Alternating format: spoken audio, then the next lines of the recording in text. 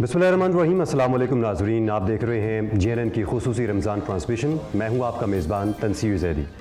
उज़ला इरफान की तबीयत नासाज है, जिसकी वजह से वो आज हमें ज्वाइन नहीं कर सकेंगी। जैसे ही उनकी तबीयत बेहतर होगी इंशाल्लाह वो अपना जो मनसब है, जो अपने फ़राइज़ हैं, वो संभालेंगी।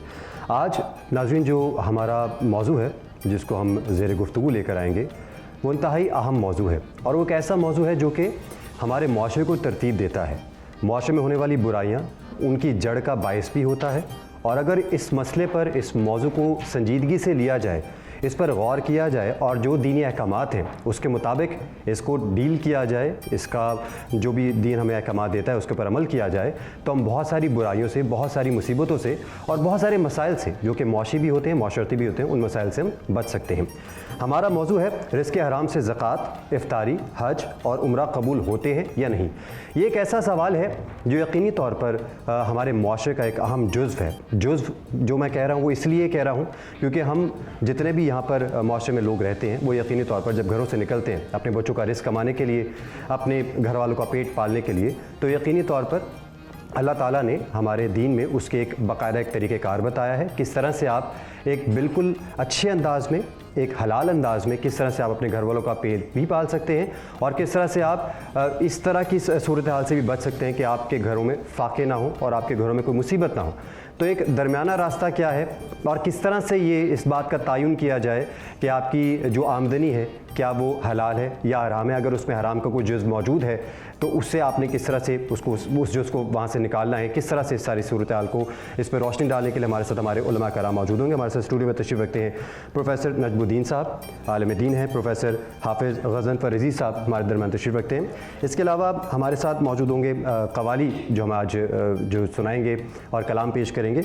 कवाल हैं अफजल अली ख़ान और हम नवाब हमारे साथ मौजूद होंगे, और किचन में जो हमारी शेफ़ हैं, किसी तारुफ की मोहताज नहीं है, नायाब तारिक बाजवा साहिबा आज हमारे लिए मज़े मज़े की इफ्तार जो है वो तैयार करेंगी। प्रोफेसर आपके पास मैं आता हूँ क्योंकि ये यकीनी तौर पर ये एक ऐसा मौजू है जिस पर हम गुफ्तगू करते चलें तो ज़ाहिर है इसकी गहराई में उतरना पड़ेगा। तो उससे पहले हम अगर हम अपने किचन में चलें नायाब साहिबा के पास और उनसे पूछते हैं कि आज वो बना क्या रही हैं, और नायाब साहिबा के पास चलते हैं। अच्छा, अस्सलाम वालेकुम नायब साहिबा। वालेकुम अस्सलाम। बताइएगा आज आप क्या बना रही हैं और इफ्तार में किस तरह का खाना आज हमें मिलेगा? आज का जो हमारा मेन्यू है उसमें सबसे पहले मेन कोर्स में हम कबाब मसाला बना रहे हैं। मीठे में हमारे पास ब्राउनीज़ हैं, और जो ड्रिंक हम बना रहे हैं वो ड्राई फ्रूट्स की ड्रिंक है विद रूह अफ़ज़ा। तो स्टार्ट करते हैं मेन कोर्स से। मेन कोर्स से अगर मैं आपको बताऊं तो हमने जो कबाब यूज़ कर रहे हैं साब्रोसो के यूज़ कर रहे हैं, सेफ़ एंड हेल्दी कबाब हैं, क्योंकि हमारे पास टाइम इतना नहीं है कि हम कबाब बनाएं, तो साब्रोसो के कबाब इसके अंदर हम यूज़ करेंगे। तो मेन इंग्रेडिएंट्स बेसिकली रेसिपी के मैं आपके बताऊं तो टोमेटोज़ हैं हमारे पास चॉप किए हुए तकरीबन 3 to 4, अनियंस हैं चॉप्ड 2 to 3।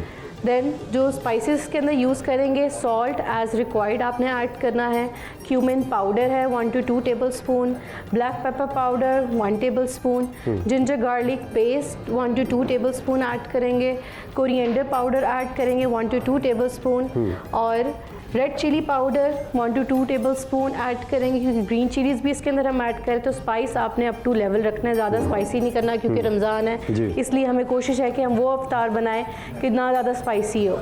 और टर्मरिक हम ऐड करेंगे और एंड पे हम गरम मसाला ऐड करेंगे। तो इस तरह इसकी एक ग्रेवी बनाएं। ग्रेवी के बाद हम साब्रोसो के कबाब यूज़ करेंगे, और गार्निश में फिर हम यूज़ करेंगे ग्रीन चिलीज़ और green coriander at the end use करेंगे। अच्छा, ये आपने बड़ी ज़बरदस्त इसके इंग्रेडिएंट्स बताए, और मालूम ये होता है कि ये बहुत ही सेहत अफ़ज़ा है। साथ ही साथ ये बताइएगा कि क्योंकि कुछ लोग आपको पता है कि एसिडिटी के मसाइल होते हैं और कुछ हाजमे के मसाइल होते हैं, तो ये जो आप कबाब मसाला बना रही हैं इसके कोई इस तरह के लवाजमात हैं जो साथ मतलब कोई ऐसा सलाद यूज़ किया जाए, कोई ऐसी इसमें कोई ऑयलिंग वगैरह का कितना तनासब होना चाहिए उसके हवाले से बताइएगा। अच्छा, ऑयल वगैरह जो भी हम यूज़ करेंगे, हम डालडा का ऑयल इस्तेमाल करें इसके अंदर, जो कि सेफ़ एंड हेल्दी है। हर माँ इस्तेमाल करती है डालडा में खाना पकाना, तो ऑयल हम डालडा का यूज़ करेंगे, और ऑलरेडी ये फ्रोज़न है तो इसलिए हमें इसको इतना ज़्यादा, बल्कि आप साथ साथ अगर चूल्हा चलाएं उसको अगर बनाना भी शुरू करें तो आप हमारे जो नाज़रीन है वो साथ साथ इसकी जो पकाई का अमल है उसको भी देखते रहेंगे। ब्राउनीज़ के भी मैं आपको ज़रा बता देती हूँ, इंग्रेडिएंट्स मेजरमेंट्स बता देती हूँ कि ब्राउनीज़ में हम क्या क्या एक्चुअली यूज़ कर रहे हैं। ब्राउनीज़ में फ्लोर है, अब ग्रामेज इसमें बहुत इंपॉर्टेंट, जब भी हम बेकिंग करते हैं तो उसमें ग्रामेज बहुत इंपॉर्टेंट है। दूसरे खानों में तो होता है कि हमने 19-20 का फ़र्क कर लिया टेबल स्पून के हिसाब से चीज़ें, पर ब्राउनी में हमेशा ग्रामेज का हम रखते हैं। तो फ्लोर हम यूज़ करें 150 ग्राम, आइसिंग शुगर यूज़ करनी है, इसके अंदर पाउडर्ड शुगर जिसे हम कहते हैं वो आपने 200 ग्राम यूज़ करनी है। 4 एग्स के साथ ये रेसिपी बना रहे हैं 9x9 स्क्वायर मोल्ड में। देन हमारे पास कुकिंग चॉकलेट है। चॉकलेट डिपेंडिंग अपॉन जितनी आप अच्छी क्वालिटी की यूज़ करेंगे उतना उसका बेस्ट रिजल्ट निकलता है। तो हम ये चॉकलेट यूज़ कर रहे हैं, तकरीबन 400 ग्राम यूज़ कर रहे हैं। एंड बटर हमेशा अनसॉल्टेड आपने यूज़ करना है जब भी आपने बेकिंग में यूज़ करना है, कभी भी आपने सॉल्टेड बटर नहीं करना क्योंकि इसके अंदर ऑलरेडी सॉल्ट मौजूद होता है। तो बटर हमारे पास 120 ग्राम है। एंड वनीला एसेंस ऐड करेंगे, बहुत ही पिंच के आपको लगे ना कि एग्स की कोई स्मेल वगैरह। तो ये बेसिकली हमारी ब्राउनीज़ की रेसिपी है। बस ठीक है, आप ब्राउनीज़ और ये जो कबाब मसाला है इसकी तैयारी शुरू करें। जब तक आप तैयारी करते हैं हम अपने उलमा कराम के पास चलते हैं और जो हमारा आज का मौजू है उसके ऊपर गुफ्तगू करेंगे नाज़रीन, क्योंकि इंतहाई दिलचस्प मौजू है और यकीनी तौर पर ये माशरे की इस्लाह के लिए एक ऐसा मौजू है जिसमें हम अगर तो वाक़ई तौर पर अपनी इस्लाह कर लें, अपना जो विज़न है उसको क्लियर कर लें, तो बहुत सारी मुआशी और माशरती बुराइयों से हम बच सकते हैं।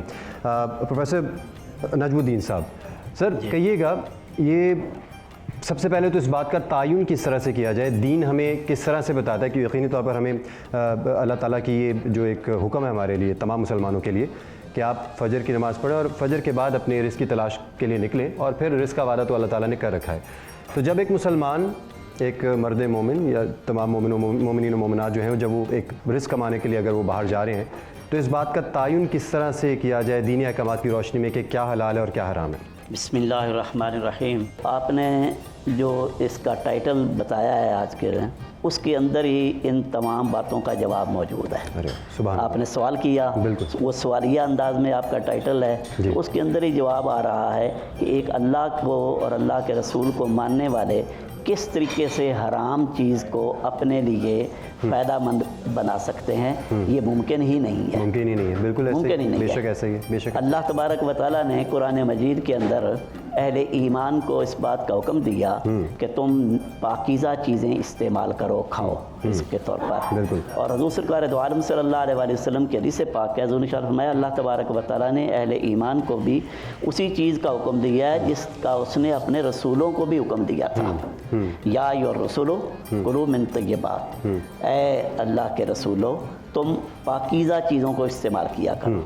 हराम जिस वक्त ज़रिया आमदन हो तो उस हराम से कमाई हुई चीज़ वो किसी तौर पर भी एक उस शख्स के लिए फ़ायदामंद नहीं हो सकती जो अल्लाह और अल्लाह के रसूल को मानने वाला है और जिसके दिल के अंदर ईमान का नूर है।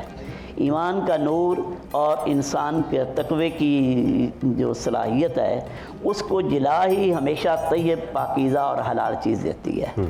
हराम चीज़ उसको दबा देगी। इसलिए हज़ूर नबी करीम सल्लल्लाहु अलैहि वसल्लम ने इरशाद फरमाया कि एक शख्स जो है वो दूर दराज से जो है वो आता है खाना काबा में तवाफ़ करने के लिए, हज करने के लिए या उम्रा अदा करने के लिए, तो वो वहाँ पर आकर उसके बाल जो है वो बिखरे हुए हैं सफ़र की वजह से, लिबास अटा हुआ है गर्द से, और आकर लंबे लंबे हाथ करके कहता है या रब्बे या रब्बे या रब्बे, यानी अल्लाह ताला से मांग रहा है, तलब कर रहा है। तो हुज़ूर ने इरशाद फरमाया कि हालत ये है कि वह मतामु हरामुन, उसका खाना भी हराम है, वह मशरबु हरामुन, उसका पीना भी हराम है, वह मलबसु हरामुन, उसका लिबास भी हराम है।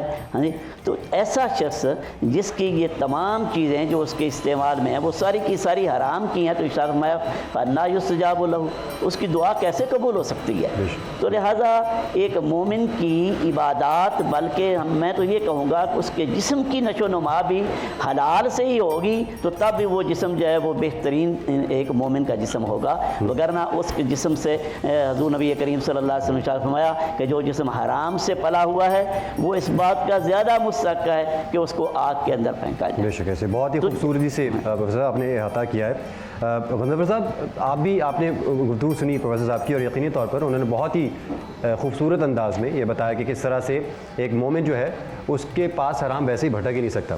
لیکن کئی بار ہم اب جیسے دیکھیں رمضان میں روزوں کا سلسلہ جاری, ماشاءاللہ سے جو صاحب استطاعت مسلمان ہیں وہ افطار دسترخوان سے جاتے ہیں اور بہت سارے ویسے بھی کار خیر جو ہیں وہ کر رہے ہوتے ہیں.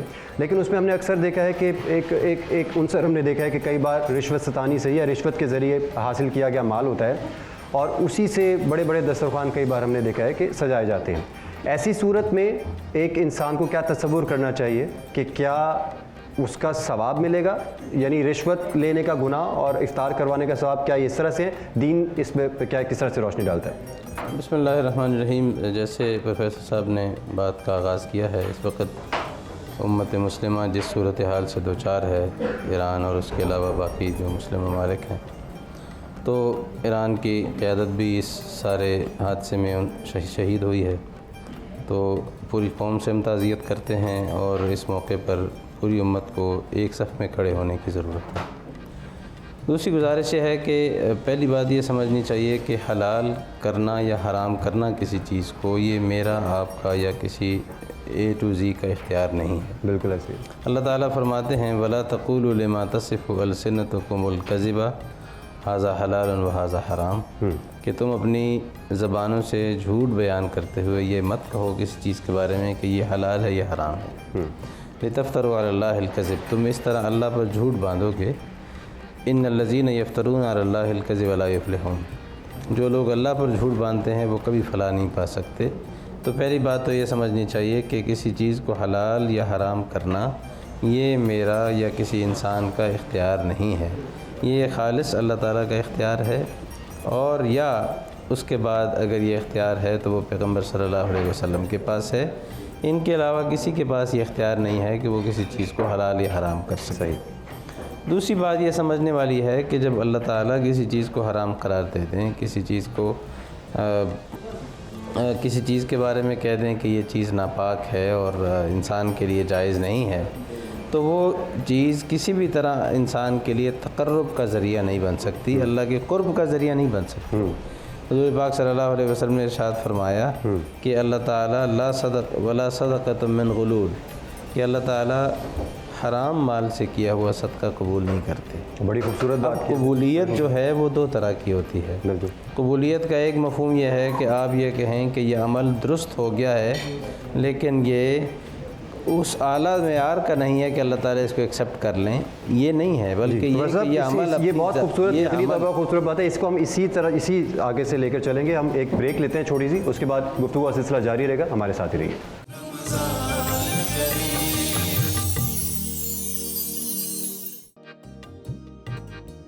ناظرین, بریک کے بعد ایک بار پھر سے آپ کو خوش آمدید کہتے ہیں. بریک پر جانے سے پہلے پروفیسر حافظ غضنفر عزیز صاحب گفتگو کر رہے تھے اور بتا رہے تھے کہ کس طرح سے حلال اور حرام کا فیصلہ کیا جاتا ہے دینی احکامات کی روشنی میں. ذرا دوبارہ. میں نے عرض کیا تھا کہ قبولیت کے دو مفہوم ہوتے ہیں. ایک یہ کہ کوئی چیز اپنی ذات میں درست ہے لیکن وہ اللہ تعالیٰ کے اس معیار تک نہیں پہنچتی کہ وہ اس پر کوئی اجر ملے یا جزا ملے. دوسری چیز یہ ہوتی ہے کہ وہ عمل اپنی ذات میں صحیح ہی نہیں ہے. یعنی صحیح نہ ہونے کا مطلب یہ کہ وہ شریعت کے جو منیمم ریکوائرمنٹس ہیں کسی عمل کے درست ہونے کے, وہ انہیں ہی فالو نہیں کرتا, اسی پر ہی پورا نہیں اترتا.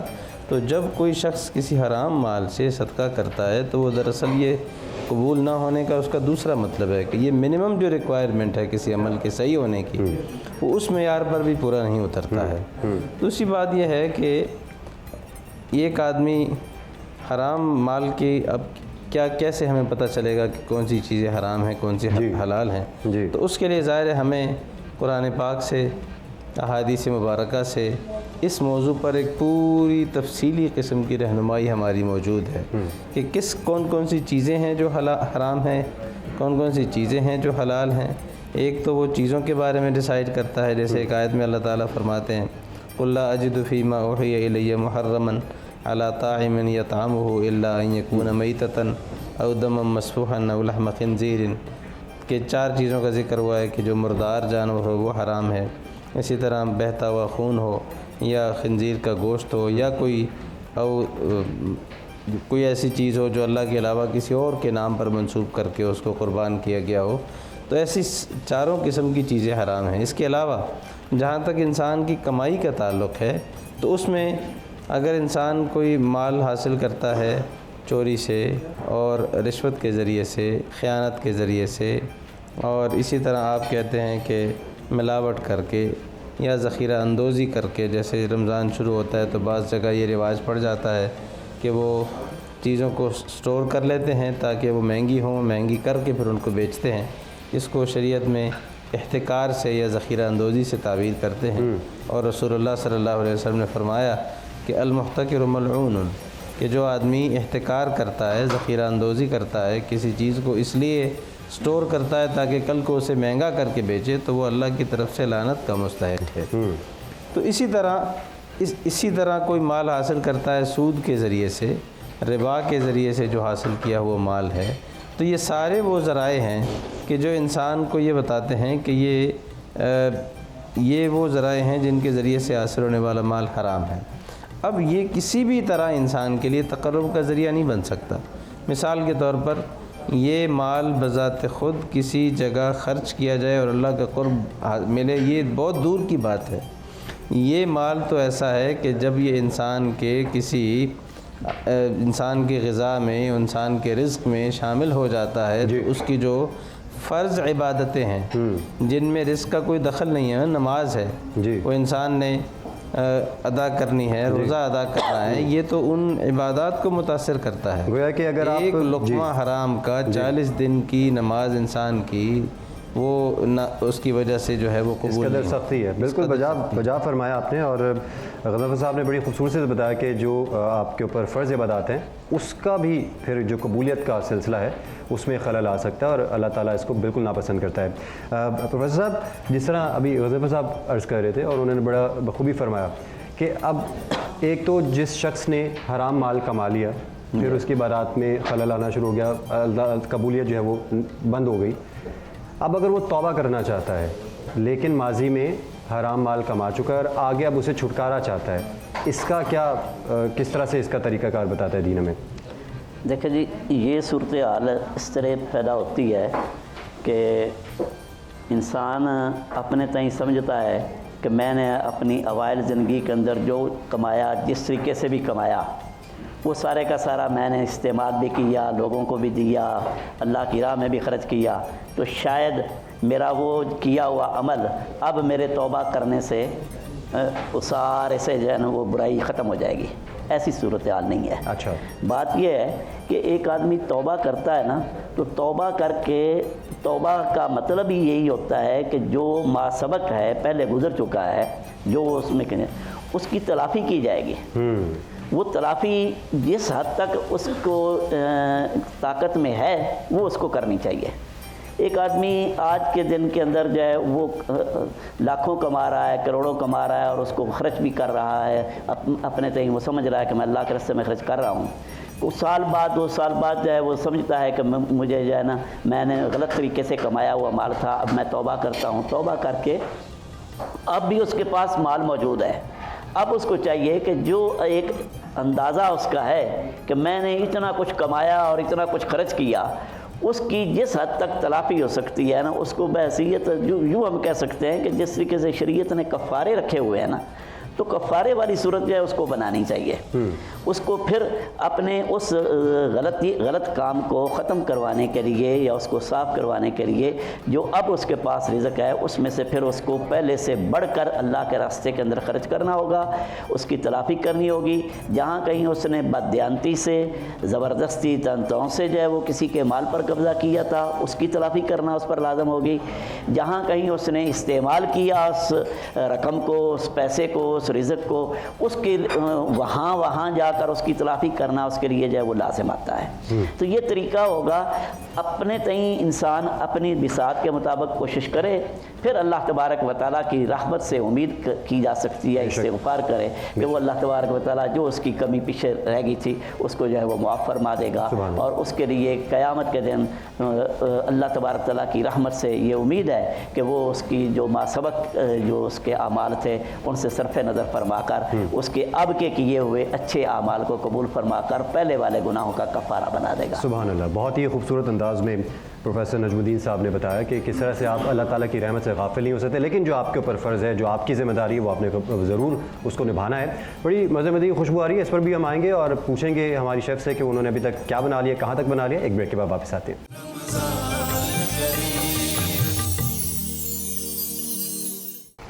بریک کے بعد ناظرین آپ کو ایک بار پھر سے خوش آمدید کہتے ہیں۔ آپ کو جو اب منظر سامنے نظر آ رہا ہے اس سے آپ کو اندازہ ہو ہی گیا ہوگا کہ سبحان اللہ قسم کی اس وقت خوشبو آ رہی ہے اور بڑا زبردست ہے اس وقت۔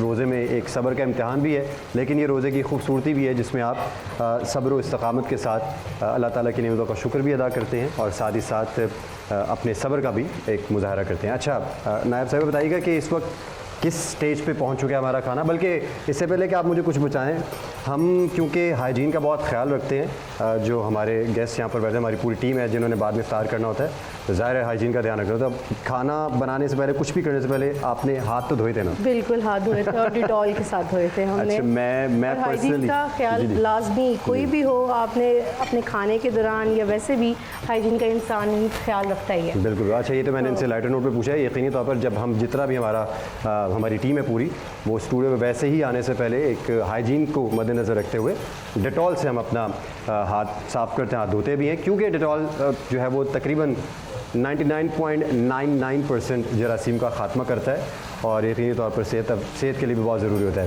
اچھا یہ بتائیے کہ اب کہاں تک ہم بتائیے کہ پہنچے ہیں کھانے پہ؟ ہم نے اب جیسے میں نے آپ کو پوری ریسیپی بتائی تھی کباب مسالہ بنانے کی، اب ہم اس کا مسالہ بنا رہے ہیں۔ مسالہ بناتے ہوئے ہم نے ڈالڈا کا ہی آئل استعمال کیا ہے، جنجر گارلک پیسٹ ڈالا تھا، اس کو لائٹ گولڈن کیا تھا، اس کے بعد ہم نے انینس ڈال کے اس کو سوتے کیے انٹل تھوڑا سا لائٹ گولڈن ٹیکسچر ہے۔ پھر اس کے بعد میں نے ٹمیٹوز ایڈ کیے ہیں اور جو بیسک اسپائسز تھے وہ میں نے ایڈ کیے ہیں، اور اب اس کی میں بنائی کر رہی ہوں مسالے کی۔ ساتھ ساتھ کیوں اس لیے چمچ لا رہی ہوں کہ ہمارا جو مسالہ ہے وہ نیچے نہ لگے، اور مسالے کی بنائی کا بہتر آپ کو پتہ ہی تب چلتا ہے جب اس کا آئل اوپر آنا شروع ہو جاتا ہے، اس کا مطلب ہے کہ آپ کا مسالہ بھون رہا ہے اچھے طریقے سے۔ ساتھ ہی ساتھ میں نے جو چاکلیٹ براؤنیز کی جو چیزیں تھیں وہ آلموسٹ پریپ کر لی ہوئی ہیں۔ جو چاکلیٹ اور بٹر کو میں نے میلٹ کر کے ڈبل بوائلر پہ، ڈبل بوائلر مینس کہ میرے پاس اس پاٹ میں پین ہے، وہ اچھے سے ہیٹ اپ ہوا ہوا، اور اس کے اندر میں نے چاکلیٹ اور بٹر ایڈ کیا تھا اور اس کو میں نے ایک میلٹڈ فارم میں کر لیا۔ تو جیسے میرے ایگز بیٹ ہو چکے ہوئے، ایگز بیٹ ہو گئے ہیں، دین میں اس کے اندر یہ مکسچر ڈالوں گی، اس کو بیٹ کروں گی، فلاور ایٹ دا اینڈ ڈالوں گی اور اسے بیٹ کر کے اس مولڈ میں ہم لگا دیں گے، اور دین اس کو ہم بیک کریں گے for at least 35 to 40 minutes on 180 temperature. ٹھیک ہے، تو آپ یہ مزے مزے کی چیزیں بنائیں افطار کے لیے۔ ہم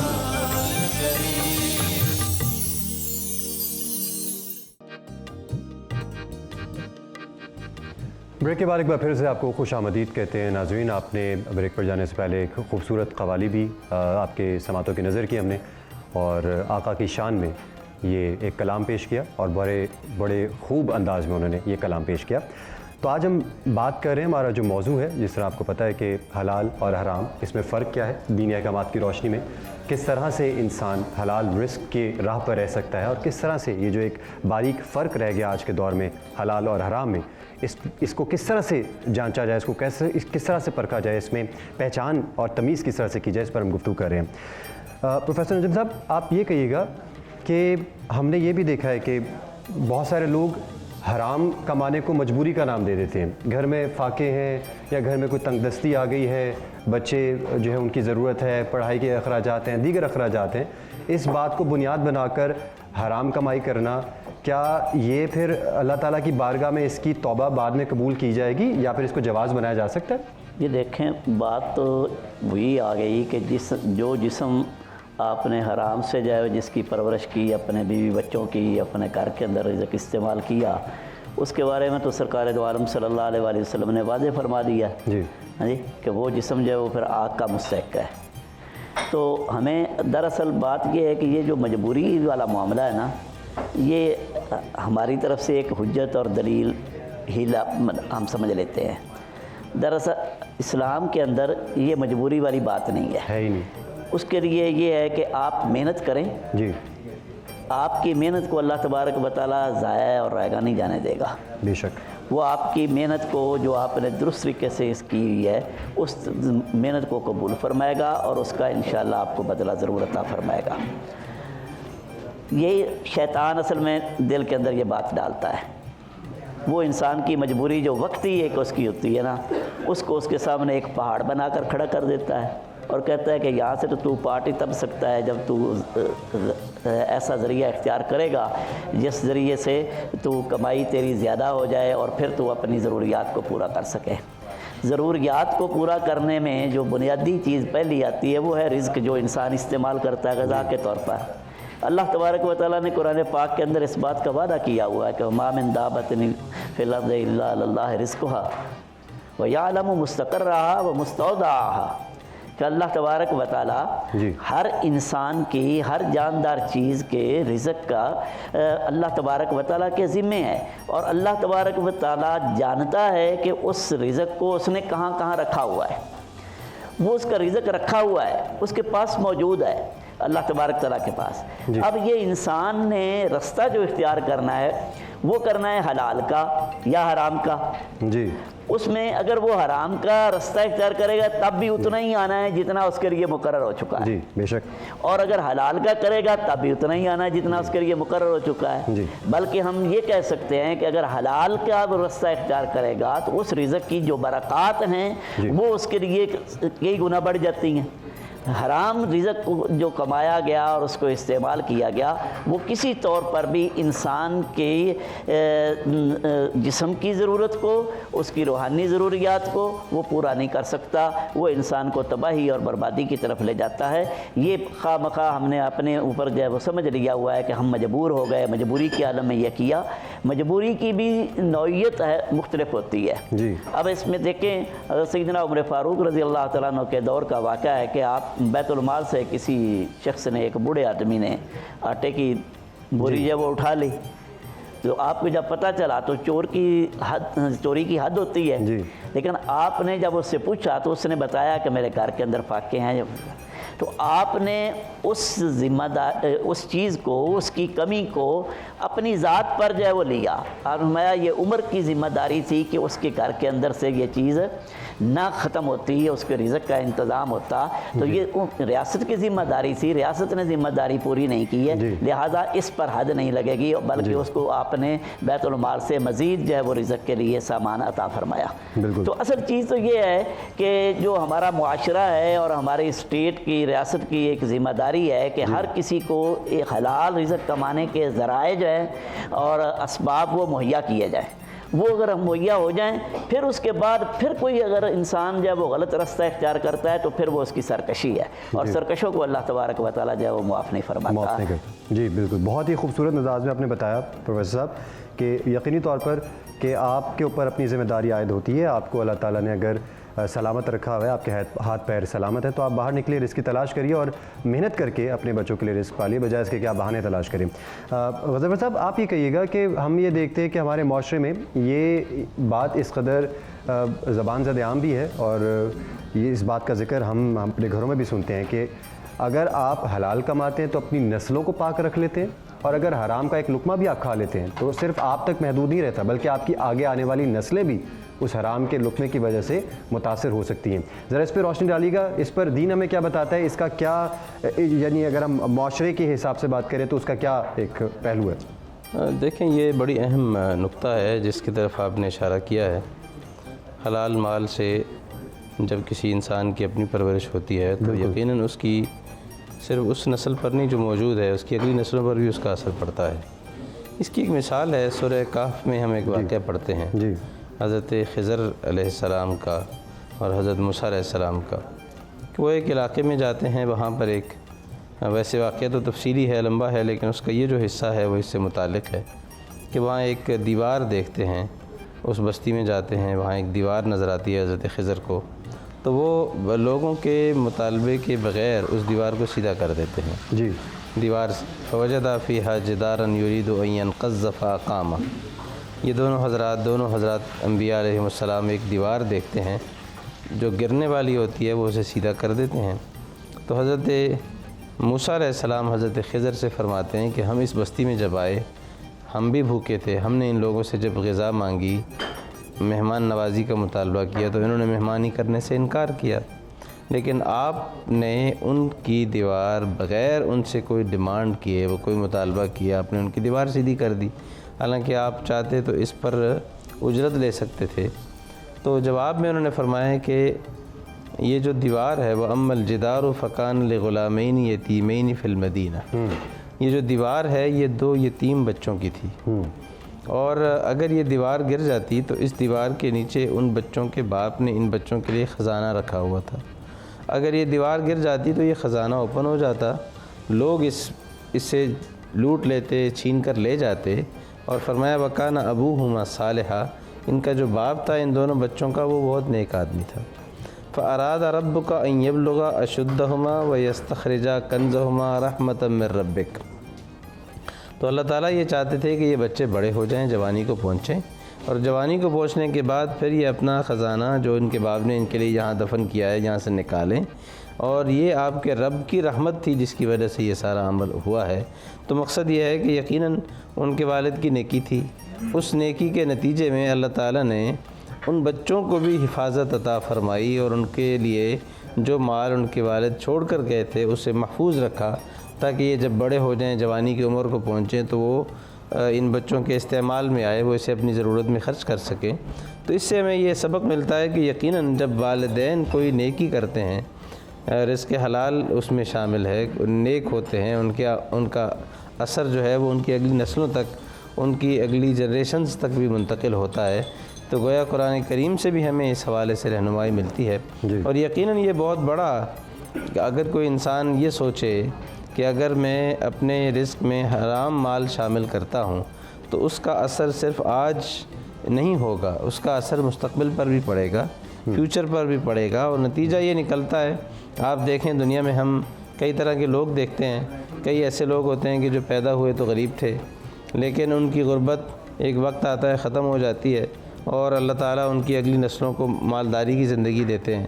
کئی ایسے ہیں کہ جو امیری سے شروع کرتے ہیں، لیکن ایسا وقت آتا ہے کہ وہ دوبارہ غریبی میں واپس چلے جاتے ہیں، اور پہلے نامور ہوتے ہیں پھر بے نام و نشان ہو جاتے ہیں۔ اور دنیا میں ہم ایسے لوگوں کی سٹوری ہم میں سے ہر ایک کے سامنے 1 آدھ 2 3 ہوں گی کہ جو اس طرح کے واقعات بطور عبرت کے ہمارے سامنے آتے ہیں۔ تو اگر ہم اس کی گہرائی میں جائیں، اس کے اندر سوچیں اور غور کریں کہ آخر یہ سب کیسے ہوا، یہ ریورس گیئر کیسے لگا کہ ان کی اتنی بلندی سے دوبارہ وہ زمین پہ آ کے گرے ہیں، تو یقیناً اس کے پیچھے اسی طرح کا کوئی عمل ہوتا ہے جو نتیجہ ہوتا ہے انسان کے لیے، اسی نتیجے کے طور پر پھر انسان کے لیے نشانیاں موجود ہیں، اور قرآن نے تو یہ کہا ہے واضح طور پر کہ بے شک ایمان والوں کے لیے ہم نے نشانیاں رکھی ہیں، صرف غور کرنے کی بات ہے۔ ہم کچن میں نایاب کا رخ کرتے ہیں۔ نایاب، آپ بتائیے ہمارے ویورز کو کہ ابھی کہاں تک پہنچ گیا ہمارا کھانا، خوشبو بڑی زبردست آ رہی ہے۔ بس ہم نے جو سابروسو کے کباب تھے وہ مسالہ کے اندر ڈال دیں اور اس کی اب بھنائی کر رہے ہیں ہم، اور ساتھ ساتھ ہم سابروسو کے چکن سٹرپس بھی فرائی کر رہے ہیں جو ہم افطار میں رکھیں گے ساتھ۔ ٹھیک، اچھا، اور وہ جو براؤنیز آپ نے ساتھ بنائی تھی وہ ان کا کہاں تک پہنچ؟ وہ بیک ہو رہی ہیں ہماری براؤنیز، اچھا، بیک ہو رہی ہیں 180 ٹمپریچر پہ، اور at least 35 to 40 minutes brownies کو لگیں گے بیک ہوتے ہوئے۔ اس کی آگ میں نے ہلکی آنچ کر دی ہے۔ اب یہ کباب اسی کے اندر، کیونکہ وہ کباب جو سابروسو کے ہیں وہ آلریڈی ڈن ہوتے ہیں، اس لیے اس کو ہمیں اوور پکانے کی ضرورت نہیں ہوتی۔ اب ہلکی آنچ پہ رکھ دیے، جیسے اچھی سی بھنائی ہوگی اور آئل اوپر آئے گا تو اٹ مینس ہمارا جو کباب مسالہ ہے وہ ریڈی ہو چکا ہے۔ اچھا نایاب، یہ بھی بتائیے گا کہ جس طرح میں آپ سے وہ بریک میں بھی پوچھ رہا تھا کہ یہ جو کوانٹٹی کا اندازہ کرنا ہوتا ہے، اب آپ نے جو مسالے اس وقت اس میں ایڈ کیے ہیں وہ یہ کتنے پرسنس کی سرونگز ہیں، اور اگر ہم نے ایک ذرا زیادہ لوگوں کے لیے پکانا ہے تو اس میں کتنا کوئی فرق آ سکتا ہے اس میں؟ اچھا، اسٹینڈرڈ جو ریسیپی ہوتی ہے نا وہ 1 kg کے حساب سے ہوتی ہے۔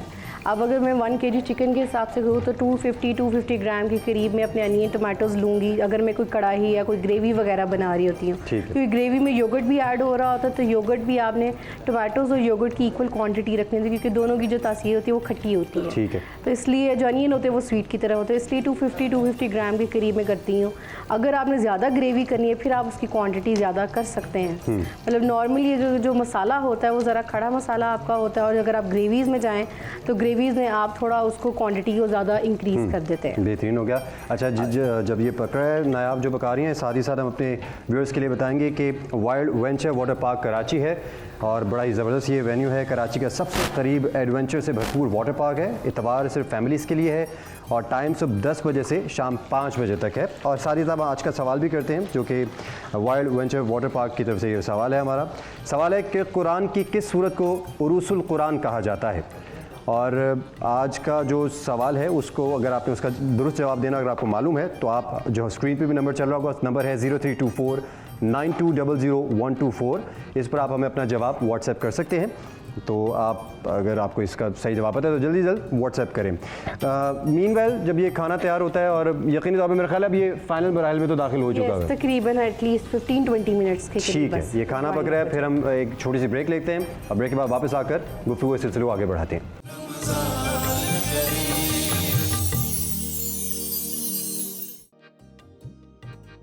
ब्रेक के बाद एक बार फिर से आपको नाज़रीन खुश आमदीद कहते हैं। हम गुफ्तगू के सिलसिले को आगे बढ़ाते हैं और ये इंतहाई अहम मौजू है जिस पर आज हम गुफ्तगू कर रहे हैं अपने मुअज़्ज़ज़ मेहमानों के साथ।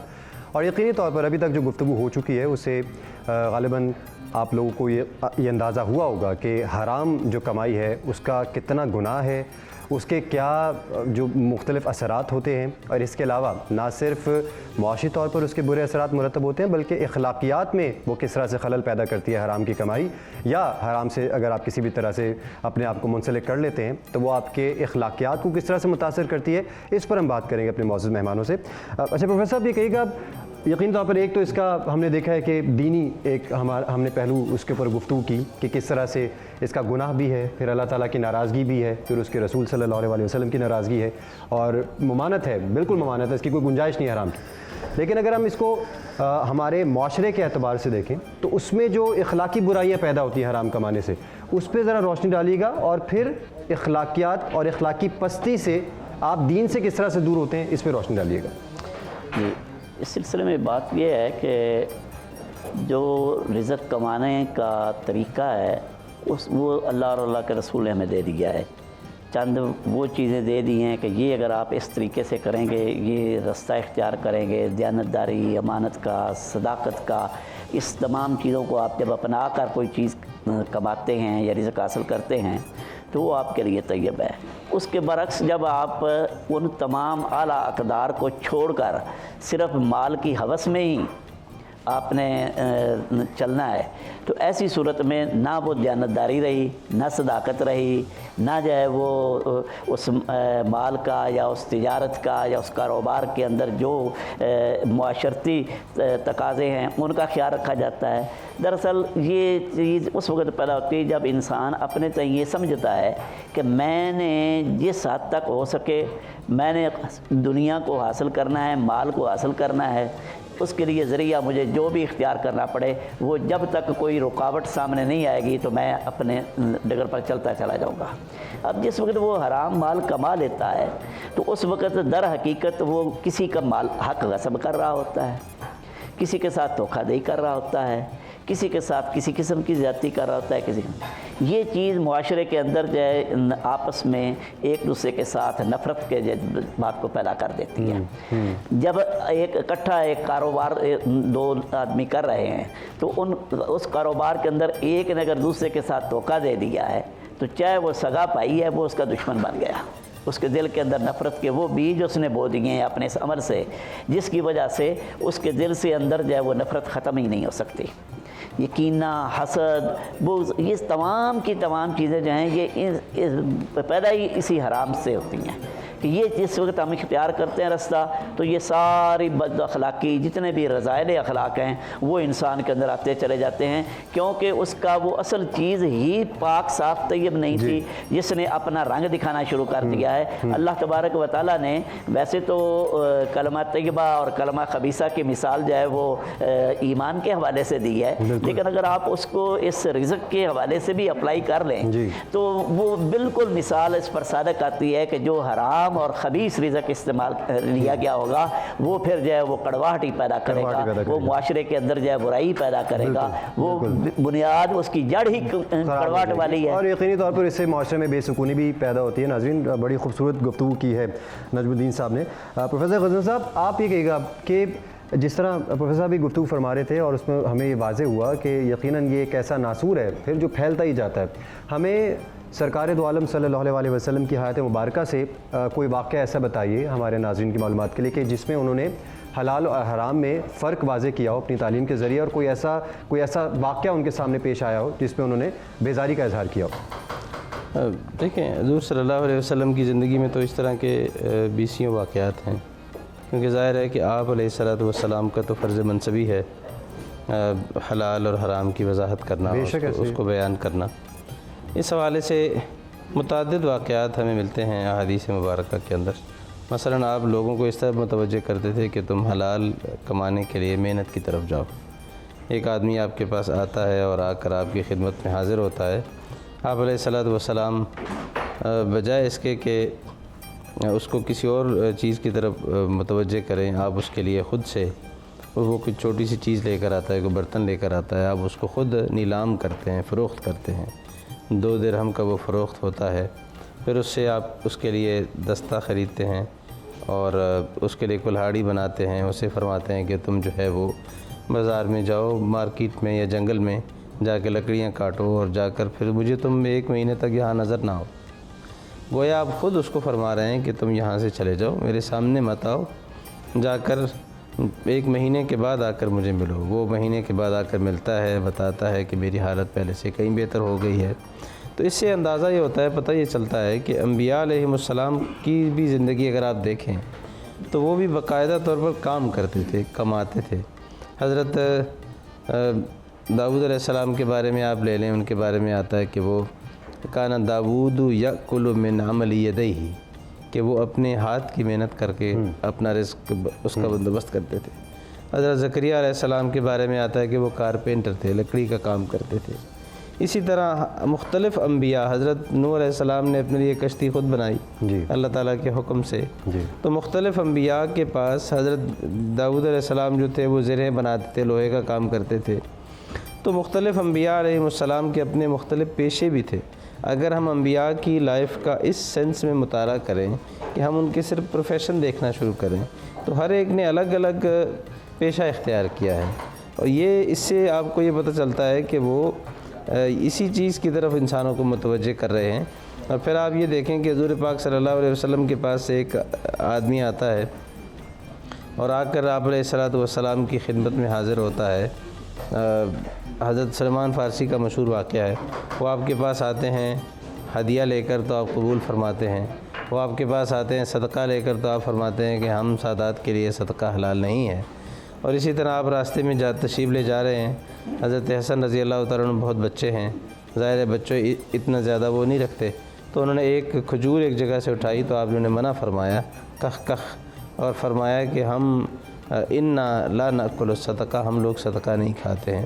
تو گویا یہ صرف جوانی کی یا بڑے ہونے کے بعد یا اس عمر میں نہیں، آپ بچپن سے ہی یہ تعلیم، یہ تربیت دے رہے ہیں کہ ہمیں اس چیز کو استعمال کرنا ہے جو اللہ تعالیٰ نے ہمیں الاؤ کی ہے، اور جو چیز ہمیں اجازت نہیں ہے پروردگار عالم کی طرف سے، رب العالمین کی طرف سے، جس کے استعمال سے ہمیں روکا گیا ہے، ہم بچپن سے ہی اس کے استعمال سے خود بھی منع ہو جائیں گے، اپنے بچوں کو بھی اس سے روکنے کی کوشش کریں گے۔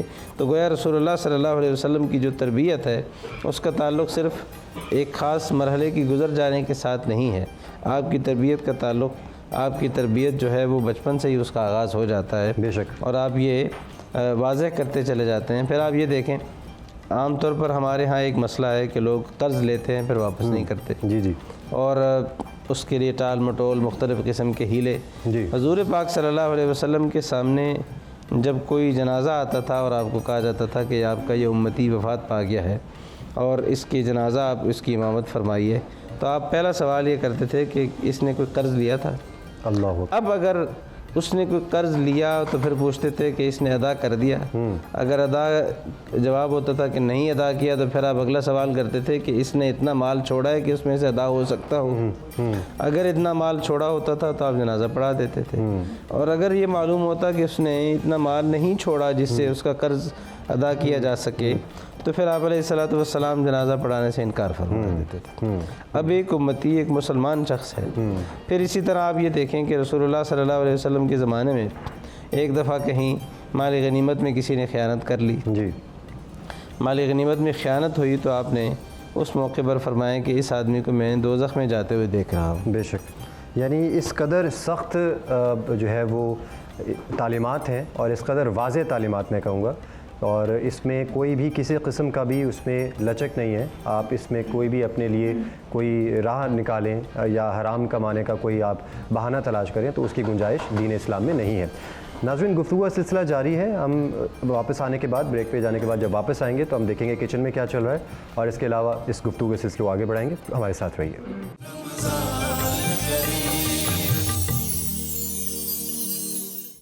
ناظرین, بریک کے بارے میں پھر سے آپ کو خوش آمدید کہتے ہیں. کھانے کی خوشبو اس قدر زبردست ہوتی جا رہی ہے, اور جس طرح سے افطار کا وقت قریب آ رہا ہے, ہماری جو شیف ہیں نائب صاحبہ, انہوں نے تقریباً اپنی تیاری مکمل کر لی ہے. نائب صاحب بتائیے گا ہم کس فیز میں اس وقت کھانے کی تیاری کے؟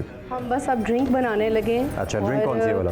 ڈرنک ہم بنا رہے ہیں ڈرائی فروٹس اور روح افزا کے ساتھ ہم بنا رہے ہیں. اچھا اچھا اچھا. تو براؤنیز ہماری بیک ہو گئی ہوئی ہیں. براؤنیز کو ابھی ٹھنڈا ہونے دیں گے, پھر اس کو نکالیں گے تاکہ یہ جیسے گرم گرم آپ کبھی بھی کسی کیک وغیرہ کو نکالتے ورنہ وہ ٹوٹتا ہے. تو یہ براؤنی ہے یہ آپ نے براؤن شوگر میں بنائی ہے یا پھر یہ؟ نہیں, ہم نے یہ آئسنگ شوگر میں بنائی ہے, بٹ آپ براؤن شوگر کے ساتھ بھی بنا سکتے ہیں. جتنی کوانٹٹی میں نے آئسنگ کے لیے اتنی کوانٹٹی آپ براؤن شوگر کے ساتھ بھی لے سکتے ہیں. اچھا, کچھ لوگ ہوتے ہیں اس پہ تھوڑا سا آپ کیونکہ بہتر روشنی ڈال سکتی ہیں, جو مطلب براؤن شوگر کی جگہ یا آپ کہہ لیں براؤن شوگر کے طور پہ یہ آپ گڑ کو ڈائریکٹ ہی وہ پیس کے اور وہ شکر کے طور طرح کا کوئی چیز ایلیمنٹ, تو کیا سے کوئی ٹیسٹ میں فرق آئے گا؟ یس, ٹیسٹ میں ڈفرینس ضرور ہوتا ہے. وہ ذرا مائلڈ ان ٹیکسچر ہوتا ہے, آل دو اٹس لائک گڈ کہ آپ آرگینک چیز یوز کر رہے ہو, پر ٹیسٹ تھوڑا ڈفرینس آئے گا. اگر آپ براؤن کے ساتھ جائیں, شکر کے ساتھ جائیں, چیز آپ کی بن جاتی ہے, پر ٹیسٹ میں تھوڑا ڈفرینس آ جاتا ہے. مائلڈ ان شوگر آپ کہہ لیں وہ ہوتا ہے. کباب مسالہ بھی ریڈی ہو چکا ہوا ہے. اینڈ پہ اس کو ہم نے کوئلے کا اسموک دیا ہے, کیونکہ کباب مسالہ ہے تو اس کے اندر کوئلے کا اسموک بہت مزیدار لگتا ہے. اور گارنش ہم نے کر دی ہے. ساتھ ہی ساتھ سابروسو کے ہمارے چکن اسٹرپس ہیں وہ بھی ریڈی ہو چکے ہیں. اب ہم آل پرس کے ساتھ اپنا ڈرنک ریڈی کریں گے. اور یقینی طور پر آل پرس یہ فل آف کریم ملک ہوتا ہے, یہ بڑا صحت افزا اور زبردست قسم کا ہوتا ہے. اچھا, یہ بتائیے گا کہ آپ کیا ریکمینڈ کرتی ہیں, یہ جو کباب مسالہ آپ نے بنایا اس کے ساتھ سادہ روٹی ہونی چاہیے, چپاتی ہونی چاہیے, نان, یا اس پہ بھی کنفیوژن ہوتی ہے, یہ بتائیں.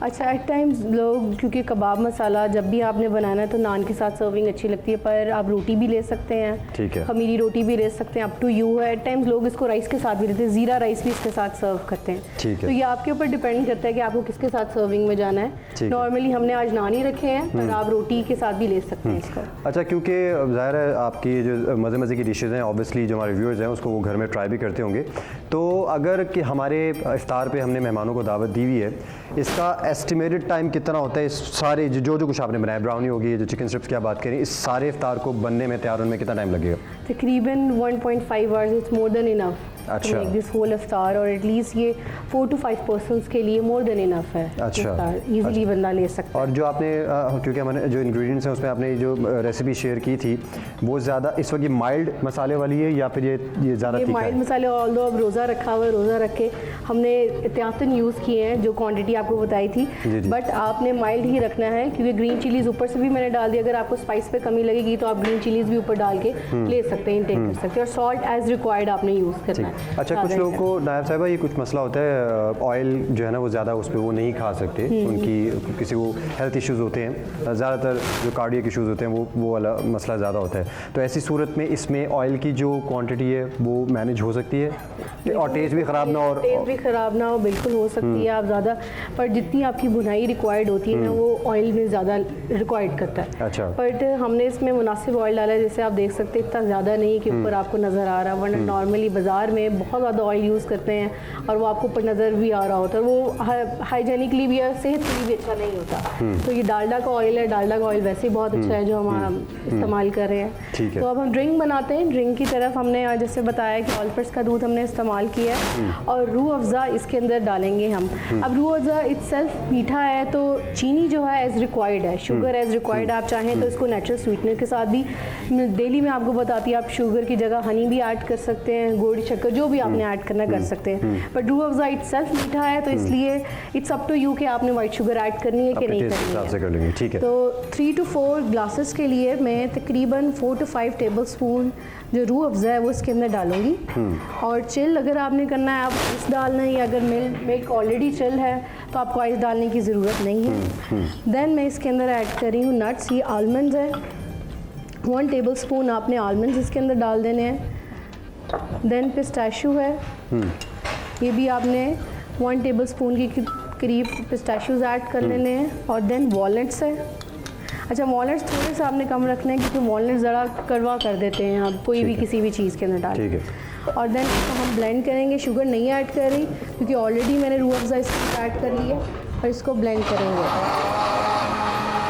तो जब तक नायाब साहिबा जो है ये सारा जो हमारा ड्रिंक है वो बना रही है, इफ्तार तकरीबन रेडी हो चुका है क्योंकि अब इफ्तार का टाइम करीब आता जा रहा है। और लाहौर के मुख्तलिफ जो मकामात हैं, जो मुख्तलिफ इलाके हैं, वहाँ पर जैसे जैसे इफ्तार का वक्त करीब आ रहा है वैसे वैसे अब जो है वो जो इफ्तार है उसकी तैयारी में भी तेज़ी आती जा रही है। हम ब्रेक पे जाएंगे।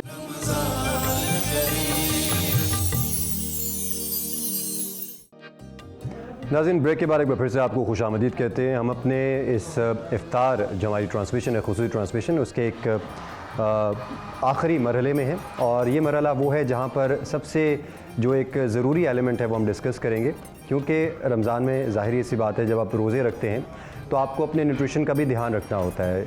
सहरी में आपने क्या खाना है, इफ्तार में क्या खाना है, कितना खाना है, उसमें कार्ब्स, प्रोटीन, फाइबर, ये सारे जो एलिमेंट्स होते हैं ज़ाहिर तौर पर ये सुनने में थोड़े से हमें पेचीदा लगते हैं, लेकिन इसको हम ज़रा आसान ज़बान में, आसान अल्फाज में समझने की कोशिश करेंगे। हमारे से हमारी गेस्ट मौजूद हैं, डॉक्टर हमाला खान साहिबा हैं, माहिर ग़ज़ाइयात हैं। डॉक्टर साहब, आपको वार्म वेलकम कहते हैं इस ट्रांसमिशन में। Thank you so much. और मुझे उम्मीद है कि आपके रोज़े माशाल्लाह अच्छे जा रहे होंगे, और हम यही चाहते हैं कि आप जो हमारे नाज़रीन हैं उनके रोज़े भी किसी तरह से अच्छी तरह से गुजरवा दें, निकलवा दें, क्योंकि हमारे यहाँ पर हमारा जो कल्चर, हमारी सकाफ़त है उसमें ज़ाहिर हम थोड़ा खुश खुराक हैं, तो सहरी में भी बहुत बढ़ चढ़ के खा लेते हैं। इफ्तार में जब वो एकदम रोज़ा खुलता है तो खाने को ब्रेक लगाने के बजाय बस जो आ रहा है उसको खा लिया जाता है, आम फहम ज़बान में अगर कहें, या आम तौर पर हम ये देखते हैं। तो आप ये बताइएगा कि मेरा ये बुनियादी मेरा अपना पर्सनल सवाल भी है कि जब सहरी करनी है तो ये जो एक मिथ बनी हुई है कि आप जितना ज़्यादा खा लें उतना ही आप रोज़े में सस्टेन कर सकते हैं, उतना ही रोज़ा आराम से निकल जाएगा, क्या इसमें कोई सदाकत है? क्या ये वाकई प्रैक्टिकल बात है कि आप जितना मैक्सिमम पानी है वो आप 5-6 गिलास एक बार में पी लेते हैं, 3-4 पराठे खा लेते हैं, 2-4 अंडे भी खा लेते हैं, इस तरह से? तो इज़ इट प्रैक्टिकल या फिर इसका तंसीर?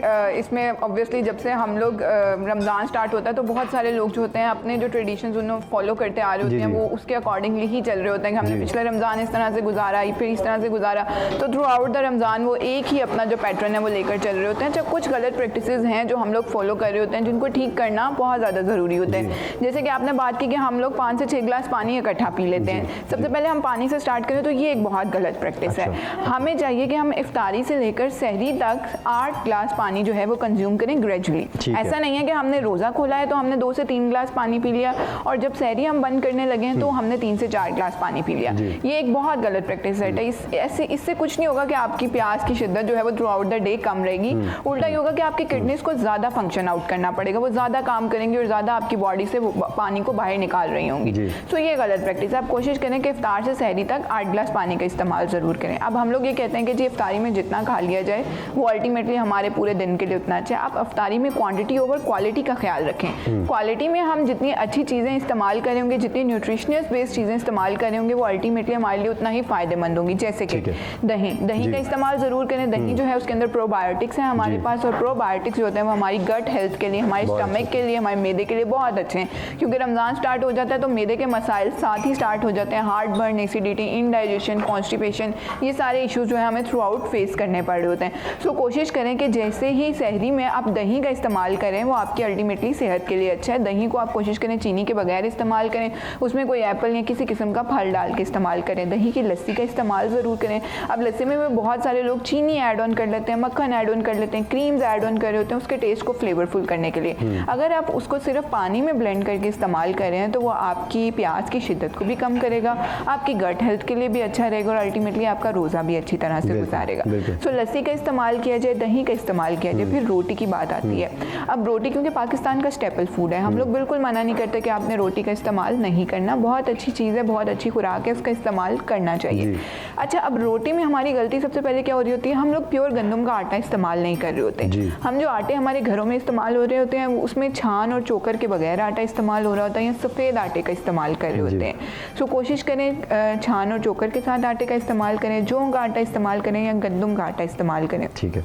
अच्छा जी आप बताइए आपको, जो कि अल्टीमेटली हमारी सेहत के लिए बहुत ज़्यादा फ़ायदेमंद होता है। इसके साथ अंडे जो हैं उनको भी कम ऑयल में फ्राई किया जाए, बॉईल करके या जो भी सालाना आप इस्तेमाल करें रिक्वायर्ड पोर्शन में लिया जाए। ठीक है। अच्छा माला साहब ये भी कहिएगा कि रमज़ान में ये तो आपने बड़ा ज़बरदस्त एक बता दिया कि किस तरह से आपने कितने प्रोपोर्शन में किस चीज़ को कितना खाना है। जो लोग जिम कर रहे होते हैं, लड़के लड़कियां जिम करते हैं, अपनी वर्जिश वगैरह का उन्होंने रखना होता है, तो वो कई बार होता है कि रमज़ान में उनको लगता है कि गैप आ जाएगा या डाइट उस तरह से मैनेज नहीं हो सकती। तो अगर एक शख्स है जो जिम करता है, वर्जिश करता है और उसने अपना जो मसल है उस मसल लॉस में नहीं जाना, उसने मसल को सस्टेन करना है, तो ऐसी सूरत में प्रोटीन रिक्वायरमेंट किस तरह से, सहरी में क्या खाना चाहिए, रफ्तार में उसका प्रोटीन भी पूरा रहे और कार्ब्स भी पूरे रहे? अच्छा, इसमें क्योंकि इंडिविजुअल वाइज जो है वो डिफर कर रहा होता है, मैं एक ही इंडिविजुअल के बारे में इस तरह से नहीं बता सकती कि आपने ये वाला वर्कआउट के साथ लेना है, क्योंकि हर बंदे का वर्कआउट जो होता है वो उसके अकॉर्डिंगली डिफरेंट कर रहा होता है। कोई बहुत इंटेंस करें, कोई माइल्ड क्वांटिटी। जनरली देखा जाए तो जो डाइट वो अपनी आम नॉर्मल डेज में ले रहे हैं उसी डाइट को वो सहरी और इफ्तारी में एडजस्ट कर लें। कुछ पोर्शन सहरी में ले जाएं और कुछ पोर्शन इफ्तारी में ले जाएं, तो थ्रू आउट रमज़ान वो अपने वर्कआउट के साथ इसको सस्टेन कर लेंगे। लेकिन एक रिक्वायर्ड क्वांटिटी जो है वो हम बेहतर है कि हम उस इंडिविजुअल के अकॉर्डिंगली एडजस्ट करें कि उसको कितनी खुराक की ज़रूरत है। लेकिन एक जनरल मशवरा यही है कि अगर बहुत सारे लोग जो जिम्स कर रहे हैं वो इसी तरह से अपनी क्वांटिटीज़ को जो है वो इफ्तार और सहर में डिस्ट्रीब्यूट कर लें और बीच में एक डिनर का टाइम भी वो रख सकते हैं, तो वो उनके 3 मील्स बन जाए, वो डिवाइड कर सकते हैं। बिल्कुल ऐसे ही है। और इफ्तार में जो तली हुई चीज़ें और ये चिकनाई से भरपूर चीज़ें होती हैं, समोसे, कचौरियाँ, ये सब कुछ, इसका बताइएगा कि ये क्योंकि इस पर भी हाथ साफ करते हैं, लाहौरी तो बिलखुसूस बहुत ज़्यादा हाथ साफ करते हैं, तो ये सेहत के हवाले से बताएंगे? ये सेहत के हवाले से देखें, कोलेस्ट्रॉल का हमारे यहाँ बहुत ज़्यादा मसला रहता है और जैसे बीइंग अ न्यूट्रिशनिस्ट मैं किसी को मना नहीं करती हूँ उन चीज़ों को खाने से। ज़रूर आपको पकोड़े समोसों का इस्तेमाल करना चाहिए क्योंकि रमज़ान है, एक हमारी कल्चर में पकोड़ा कल्चर सेट हुआ हुआ, एक वाइब बनी हुई है, मेहमान आते हैं, हम कहीं अफ्तारियों पर जा रहे हैं, सारी चीज़ें जो है वो साथ साथ हम लेकर जा रहे होते हैं। लेकिन अगेन क्वांटिटी पे इधर ध्यान देना बहुत ज़्यादा ज़रूरी है, कुकिंग मेथड्स पे ध्यान देना बहुत ज़्यादा ज़रूरी है।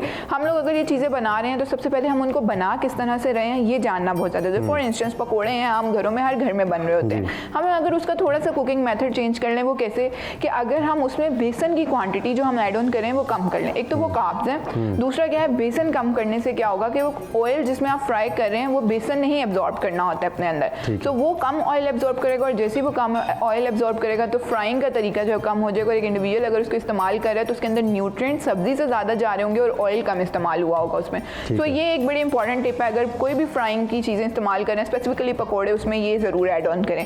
अच्छा, इसके साथ साथ डिफरेंट चीज़ें जैसे आजकल तो एयर फ्राइड या डिफरेंट चीज़ें आ गई हैं, लेकिन अगेन अगर आपको फ्राइंग में ही इस्तेमाल करनी है तो पोर्शंस को जो है वो अपने वेट के अकॉर्डिंगली जो है वो मैनेज कर लें। फॉर इंस्टेंस एक नॉर्मल बंदा जो है वो कोशिश करे कि 1 से 2 पकौड़ों का इस्तेमाल कर ले, 1 से 2 समोसों का इस्तेमाल, मिनी समोसास की बात कर रही हूँ उनका इस्तेमाल कर ले, फ्रूट का इस्तेमाल ज़्यादा करें। जैसे आप स्टार्ट में बात कर रहे थे फाइबर की, हम सब लोगों को पता तो है कि फाइबर है क्या, लेकिन वो मिलता कहाँ से ये नहीं समझ आता कि जिसमें बात की कोलेस्ट्रॉल ज़्यादा हो जाता है। तो फलों से हमें फाइबर का एक बहुत इंपॉर्टेंट कंटेंट मिल रहा होता है। वो फल जैसे कि सेब है जो कि हम छिलके के साथ कंज्यूम कर सकते हैं, उन फलों का इस्तेमाल आप अपनी इफ्तारी में ज़रूर करें क्योंकि फाइबर जैसे हमारी बॉडी में जाता है ये कोलेस्ट्रॉल को अपने साथ बाइंड करता है और हमारी बॉडी से रिमूव आउट करवा देता है। सो बैड कोलेस्ट्रॉल जब हमारी बॉडी से बाहर चला जाएगा वो अल्टीमेटली हमें प्रिवेंट कर रहा होगा।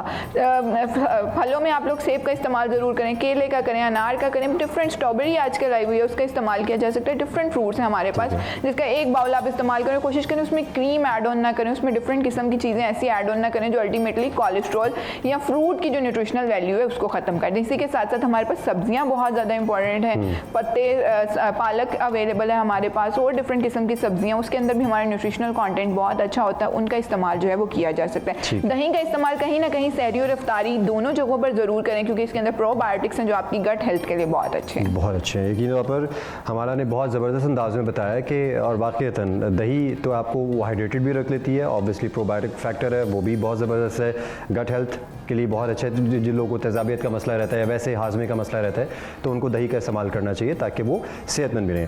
ہمارا صاحبہ بہت مشکور ہے آپ کے لیے, آپ آئیں یہاں پر, آپ نے وقت دیا اور آپ نے اپنے جو قیمتی مشورہ ہے اور یہ ساری جو ایک انفارمیشن آپ نے شیئر کی ہمارے ناظرین کے لیے, یقینی طور پر اسے استفادہ کریں گے.